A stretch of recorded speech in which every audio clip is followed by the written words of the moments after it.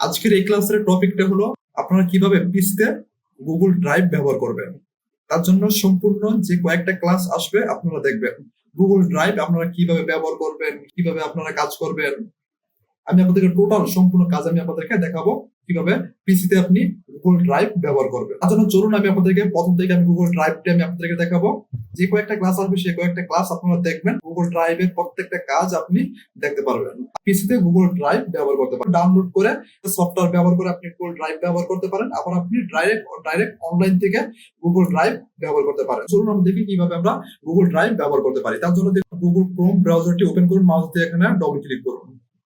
দেখুন আপনারা এখানে গিয়ে লিখবেন গুগল ড্রাইভ, দেখুন এখানে লিখবেন গুগল ড্রাইভ ডাউনলোড ফর পিসি, দেখুন এখানে চলে আসছে। আপনারা কি এখানে ক্লিক করুন, এখানে ক্লিক করুন। দেখুন আমাদের এখানে চলে আসছে। আপনি চাইলে এখান থেকে কি করতে পারবেন, ডাউনলোড করতে পারবেন। গুগল ড্রাইভের সফটওয়্যার ব্যবহার করবেন তখন আপনি ইনস্টল করে আপনি ব্যবহার করতে পারেন। দেখুন নিচে আসার পর দেখুন এখানে দেখুন লেখা আছে ডাউনলোড ফর উইন্ডোজ, তাই না? ডাউনলোড ফর এমএসি, তাই না? তাহলে আপনারা কি করবেন, ডাউনলোড ফর উইন্ডোজ তার উপরে এখানে ক্লিক করুন।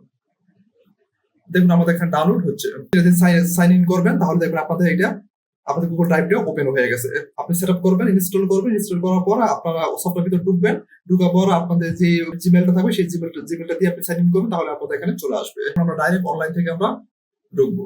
আপনারা এখানে গিয়ে লিখুন গুগল ড্রাইভ, দেখুন গুগল ড্রাইভ।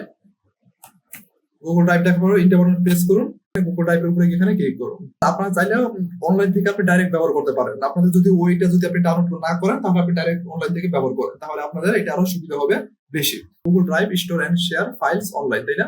তাহলে এখান থেকে লেখা আছে sign in drive for work, তাই না? আপনি কি করবেন, এখানে সাইন ইন উপরে এখানে ক্লিক করুন। দেখুন আমাদের এখানে সাইন ইন হয়ে গেছে।